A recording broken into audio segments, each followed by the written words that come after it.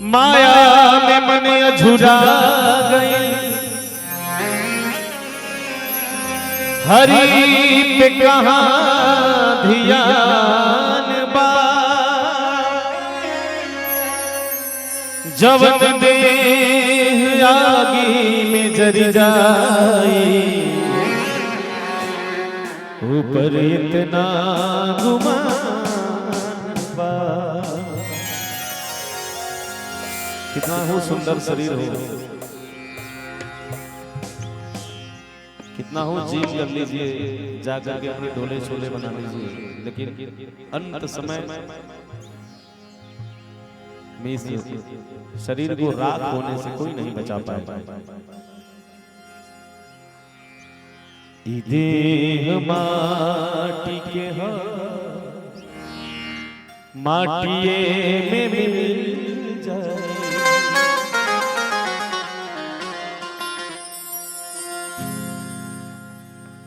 Photo परिवार तो हर घर में कतहु लटकाई हो। विनोद अग्रवाल जी का ई देह माटी के हा, माटिए में मिल जाई। ई देह माटी के हा, माटिए में मिल जाई। हो तो परिवार तो हर घर में कतहु लटकाई। देह माटी के हा, माटिए में मिल जाई।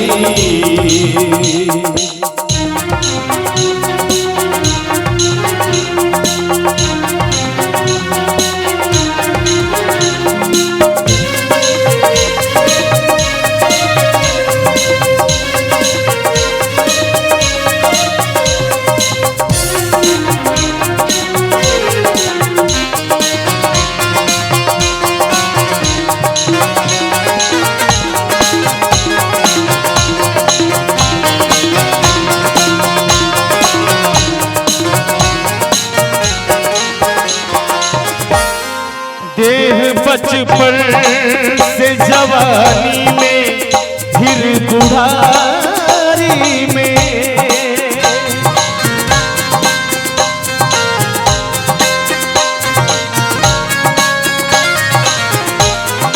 माया के चोला पहन लिहला तू खुमारी में।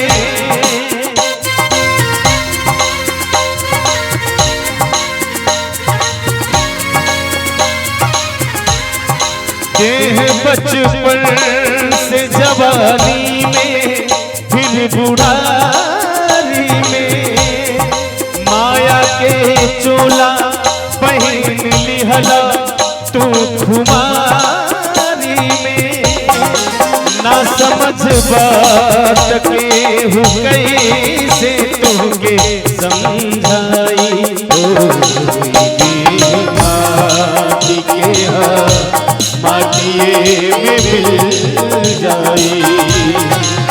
देह माटी के हा, माटिए में मिल जाई।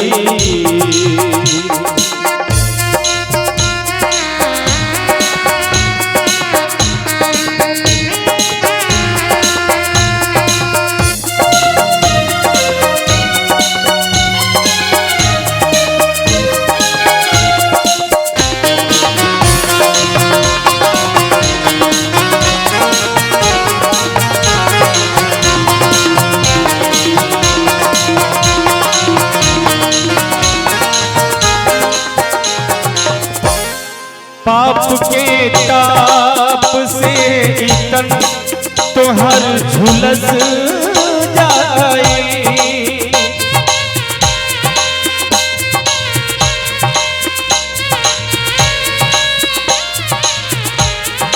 संपत्ति तोहार तोहरे बाद नाही रही पाई।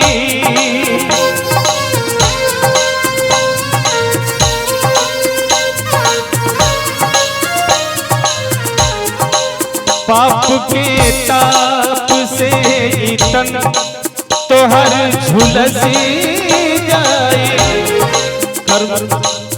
कर्म का फल अवश्य मिलता है, किसी को पहले मिल जाता है, किसी को बाद में मिलता है, लेकिन उससे बचा नहीं जा सकता। आप लाख धन संपत्ति यश वैभव इकट्ठा कर लीजिए बुरे कर्मों से, लेकिन आपने पढ़ा होगा, सुना होगा कि पूत कपूत तो का धन संचय, पूत सपूत तो का धन संचय। बेटा अगर नालायक है तो उनके लिए धन इकट्ठा करने की कोई जरूरत नहीं है, आपके जाने के बाद वो बेच के खा जाएगा। और बेटा अगर लायक है तो उसके लिए भी धन की कोई जरूरत नहीं है, क्योंकि वो इतना लायक है कि वो अपने लिए धन कमा लेगा। संपत्ति तोहार तोहरे बाद नाही रही पाई, लोग मुअला के बाद नाम लेके गरी आई। माटी के माटिए में मिल गई, माटी के माटिए में मिल गई।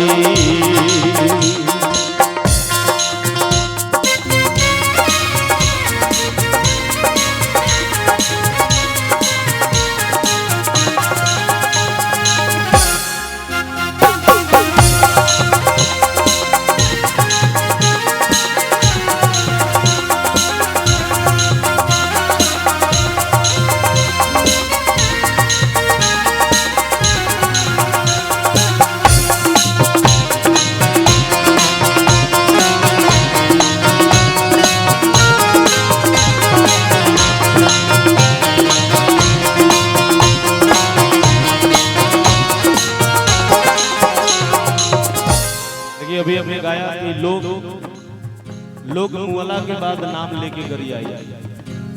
मैंने कहा कि आपके कर्म जितने अच्छे होंगे आप इस धरा पे उतने ही अच्छे भाव से याद किए जाएंगे, लेकिन कर्म जितने बुरे होंगे उतने बुरे भाव से याद किए जाएंगे। कुछ लोगों को कहते हैं कि अरे बहुत अच्छे व्यक्ति थे, बेचारे का देहांत हो गया। और कुछ लोगों का जाना लोगों को ऐसा लगता है कि अरे बाप रे बहुत अच्छा हुआ, धरती से एक बोझ हल्का हुआ। तो ये हमारे और आपके कर्मों के ऊपर ही निर्धारित है। सुनिए, पाप के फल जमीन पर ही भोग के जैबा,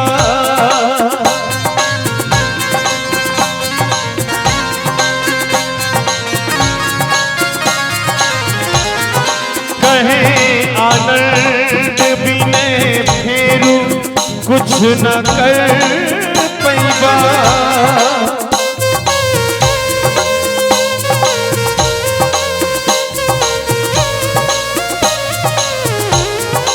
जवानी जब लेबा जिंदगी लहरिया खाई, जवानी जब ले जिंदगी लहरिया खाई। हो देह माटी के माटिए में मिल जाई।